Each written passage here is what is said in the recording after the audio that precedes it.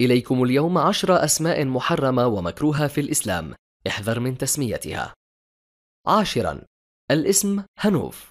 المعنى يقال أنه من الغرام، ولكن هو اسم جنية تعيش في الحمامات أو الخلاء. 9. الاسم وتين. المعنى يقال أنه من الحبل الوتين، ولكن هو اسم جماعة من الكفار يقومن بفعل الفاحشة يقال عنهم وتين. 8. الاسم وجد. المعنى حرقة في القلب، واسم من أسماء الجن يعاني صاحب الاسم من أمراض تؤدي لهلاكه. 7. الاسم يارا. المعنى كلمة فارسية معناها الأكل المحترق. 6. الاسم مايا.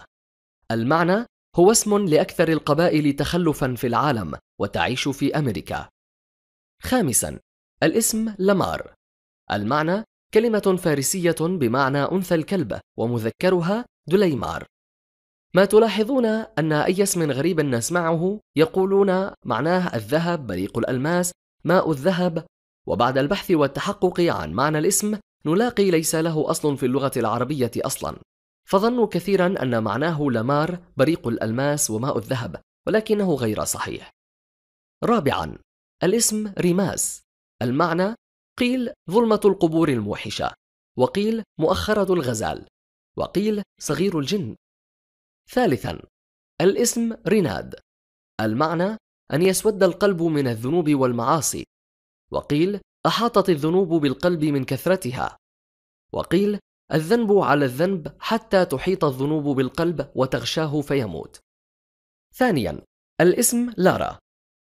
المعنى روح ترعى العائلات عند الرومان وإلهة البيوت، يتضمن معنى يتنافى مع الدين في قصص أديان الوثنيين، أن لارا هي آلهة تيبر، وهو نهر أظنه في إيطاليا، وقد شاع هذا الاسم في إيطاليا أولا قبل القرن 19 ظنا من الإيطاليين أنه اسم مشتق من الاسم اليوناني لاريسا.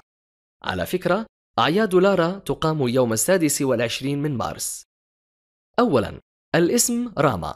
المعنى إله من آلهة الهندوس، والذين ظنوا معناه أرض الحرم، المقصود الحرم الذي لآلهتهم الهندوسية، ويعتبر راما المثل الأعلى في الفروسية والفضيلة من خلال الملحمة الهندوسية.